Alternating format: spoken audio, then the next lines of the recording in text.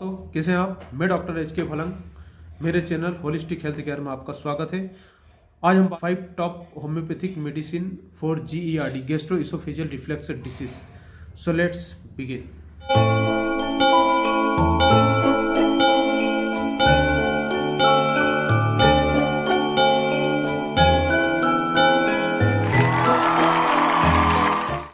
Before we discuss 5 best homeopathic remedy for GERD, let's discuss what is the GERD, what is the symptoms, what is the cause, and what is the treatment plan. So, what is the GERD?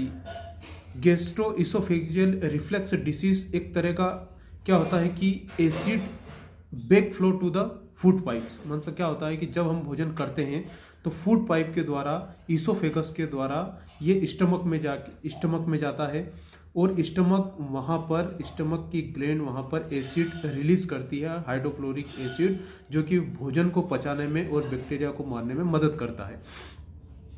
ये acid अगर back flow हो, oesophagus और stomach के बीच में एक स्फिक्टर बना रहता है, इस तरह का एक बैरियर रहता है। यहाँ पे इसोफेगस है, यहाँ पे एक बैरियर है और इधर स्टमक है। तो यहाँ से हम भोजन अंदर लेते हैं, यहाँ पे ये बैरियर धीरे से खुलता है, भोजन स्टमक में आ जाता है और ये वापस स्फिक्टर बंद हो जाता है। यहाँ पे नीचे स्टमक में फूड रहता है और यहीं पे एसिड बनता है और उस भोजन को पाचन क्रिया चलती है। लेकिन जब ये स्फिंक्टर खराब हो जाए तो ये जो यहाँ पे एसिड बन रहा है, ये वापस से फूड पाइप में, इसोफेगस में ऊपर की तरफ उछाल मारता है। इसी को बोलते हैं oesophageal reflux disease. Acid reflux की बीमारी क्यों होती है? तो ये जो मैंने बताया था, ये इंस्पेक्टर होता है, या तो इसका कोई तकलीफ हो, इसकी कोई समस्या हो, ये लूज हो गया हो, इसी की वजह से GERD होता है, एसिड रिफ्लक्स होता है, या फिर स्ट्रेस की वजह से एसिड रिफ्लक्स की डिसीज होती है, या हाइटस हर्निया, यहाँ से जो डायफ्राम रहता है वो लूज हो जाता है, उसका प्रेशर पड़ता है और उस प्रेशर की वजह से जो स्फिंक्टर होता है वो लूज हो जाता है और एसिड रिफ्लक्स मारता है। ओबेसिटी भी एक मुख्य कारण है एसिड रिफ्लक्स का। प्रेगनेंसी में एसिड रिफ्लक्स, लाइफ स्टाइल के, जैसे कि आजकल एल्कोहल है, फैटी फूड्स है, जंक फूड है, इनकी वजह से भी GERD की प्रॉब्लम्स होती है। एलोपैथिक मेडिसिन्स अधिकतर पेन किलर से लेते हैं और दूसरी जैसे BP की गोली ले लेते हैं, स्ट्रेस की गोली लेते हैं, इनकी वजह से भी GERD की प्रॉब्लम्स होती है। ये देखते हैं GERD होता है तो इसके सिम्टम्स क्या आते हैं। GERD में क्या होता है, एसिड बैक फ्लो होता है, तो उसकी वजह से जो हमारी म्यूकस मेम्ब्रेन है वो बर्न होती है, उसमें इन्फ्लामेशन होता है, तो इसलिए चेस्ट पेन होगा, आपको वोमिटिंग लाइक होगा, खांसी आएगी, आपको कफ होगा, चेस्ट पेन होगा, आपकी वॉइस चेंज हो सकती है, कुछ भी खाने पीने में तकलीफ हो सकती है, निगलने की नहीं बनेगी, आपको अटका अटका सा महसूस होगा। अगर आपने टाइम पे GERD का इलाज नहीं करवाया तो इसकी वजह से जो इसोफेगस है वो परमानेंट डैमेज हो सकती है और उसकी वजह से आपको भोजन नीचे लेने में, भोजन करने में बहुत तकलीफ होती है, उसको निगलने में तकलीफ होगी, ये क्रोनिक केस बन जाएगा। इसको डायग्नोस करने का जो एक तरीका है वो एंडोस्कोपी है। एंडोस्कोपी में कैमरा अंदर जाता है, उसकी लाइनिंग को देखते हैं, इस तरह से इसको डायग्नोस कर सकते हैं। GERD को कैसे अवॉइड किया जाए? तो सबसे पहले आपका लाइफ स्टाइल मॉडिफिकेशन हो, स्ट्रेस कम ले, टेंशन बिल्कुल नहीं ले, अच्छा स्वस्थ हेल्दी फूड खाए, अच्छा भोजन करे, हेल्दी भोजन करे, जंक फूड, एल्कोहल, इन चीज़ों से बचे। अधिकतर एलोपैथिक मेडिसिन जो BP की है, दर्द निवारक गोलियां हैं, इनको लेने से बचे क्योंकि इनसे अधिकतर GERD की प्रॉब्लम्स देखी गई है। इसके कन्वेंशनल ट्रीटमेंट, एलोपैथिक ट्रीटमेंट में या तो एंटासिड देते हैं, H2 ब्लॉकर देते हैं, या प्रोटॉन पंप इनहिबिटर देते हैं, लेकिन ये भी इसका कोई परमानेंट इलाज नहीं है। जब तक गोली खाई आराम और उसके बाद फिर तकलीफ। अब मैं आपको बताता हूँ होम्योपैथी की 5 ऐसी best homeopathic remedy for use in GERD।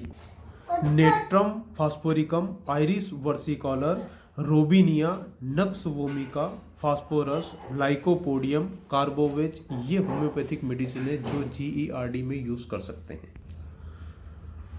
दूध, दही और इनकी अधिक मात्रा से या गलत तरीके से, जैसे सही समय पे खाना नहीं खाना, नहाने के पहले खाना, सोने के पहले खाना, बे टाइम खाना खाना, इसकी वजह से, दूध दही खाने की वजह से शरीर में, स्टमक में लैक्टिक एसिड बनता है और जिस तरह से अदर एसिड, लैक्टिक एसिड भी एसिडिटी कॉज करने का एक बहुत बड़ा कारण है।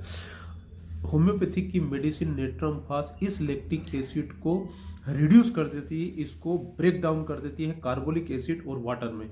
सो हम कह सकते हैं कि नेट्रम फास्फोरिकम लैक्टिक एसिड को दो भागों में तोड़ देता है, कार्बोलिक एसिड जो कि श्वास के द्वारा बाहर हो जाता है और वाटर जो कि यूरिन के द्वारा बाहर हो जाता है। इस तरह से लैक्टिक एसिड को कम करके ये एसिडिटी को कम कर देता है, जिससे छाती में जलन, खट्टी डकारे, जीआरडी की प्रॉब्लम कम होती है।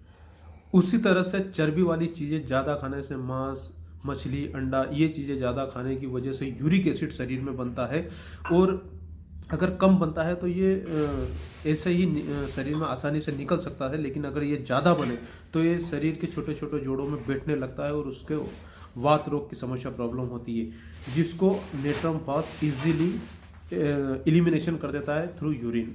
तो जब भी आपके पास पुरानी एसिडिटी का कोई पेशेंट आया जिसको खट्टापन, मुंह में खट्टापन स्वाद आता है, खट्टी डकार आती है, खट्टी उल्टी आती है, इवन जो लेडीज़ है उनको ल्यूकोरिया के प्रॉब्लम में खट्टी बू आती है, एक तरह का सोरनेस वहाँ पे पाया जाता है, या फिर बच्चों में दस्त होती है जिनमें से खट्टी बू आती है, एक तरह के एसिड की बदबू आती है। इन केसों में आप नेट्रम फास्ट दीजिए, 100% लाभ होगा। जिस तरह से नेट्रम फास्ट के पेशेंट को खट्टापन आता है, खट्टी बू आती है, मुंह में खट्टा स्वाद आता है, उसी तरह से रोबिनिया के पेशेंट को भी खट्टी डकार आती है, वोमिटिंग में खट्टापन होता है, एसिड जैसा निकलता है, खट्टी डकारें आती है। इसकी वजह से इसमें अंतर क्या है दोनों में कि रोबिनिया के पेशेंट को इतना एसिड रिफ्लक्स होता है कि उसके दांत तक खट्टे हो जाते हैं। जिस तरह से नेट्रम फास्ट के पेशेंट को खट्टी डकारें, खट्टी बू की प्रॉब्लम्स रहती है, उसी तरह से रोबिनिया के पेशेंट को भी खट्टी वोमिटिंग, खट्टी डकारें, लेकिन इसमें अंतर यह है कि इसके पेशेंट के दांत तक खट्टे हो जाते हैं, इतनी ज़्यादा एसिड रिफ्लक्स होता है। हमारी तीसरी मेडिसिन है आयरिस वर्सिकॉलर। ये जीआरडी की डिसीज में बहुत अच्छी मेडिसिन है, लेकिन इसमें इसका जो कैरेक्टरिस्टिक सिम्टम्स ये है कि मुंह से लेके गुदा तक, मतलब पूरी गैस्ट्रोइंटेस्टाइनल में जलन करती है, और इसका एक सबसे अच्छा लक्षण ये है कि इसमें पेंक्रियास में भी जलन होती है, और उस पेंक्रियास की वजह से जो पेट की समस्या होती है वो होने लगती है। तो ये चीज़ें अगर आपको दिखे किसी पेशेंट में तो आप आयरिस वर्सिकॉलर यूज़ कर सकते हैं। आयरिस वर्सिकॉलर 30 में यूज़ कर सकते हैं, नेट्रम फास्ट 30 में यूज़ कर सकते हैं। रेबिनियम लो डोज में अच्छी काम करती है, जैसे मदर टिंचर है, 6x है। इसी तरह से हम लाइकोपोडियम यूज़ कर सकते हैं, नक्स वोमिका कर सकते हैं, फॉर फूड पॉइजनिंग में लाइकोपोडियम कर सकते हैं। नीचे नाभि से नीचे की जो गैस प्राण वायु भर जाती है, नीचे पेट फूला फूला होता है, उसमें लाइकोपोडियम यूज़ कर सकते हैं। कार्बोवेज बहुत अच्छी मेडिसिन है जीआरडी के लिए। नाभि के ऊपर अगर गैस भरे, पेट फूला फूला हो, अनपच की शिकायत होती हो, और पेशेंट को ऐसा लगे कि मुझे पंखे में बहुत अच्छा महसूस हो रहा है, उसके सिम्टम्स कम होते हैं, उसमें कार्बोवेज यूज़ कर सकते हैं। होम्योपैथी की 5 मेडिसिन जो आप जीआरडी में यूज़ कर सकते हैं और 100% रिजल्ट पा सकते हैं। I hope this information is benefit for you. Best of luck. Thank you.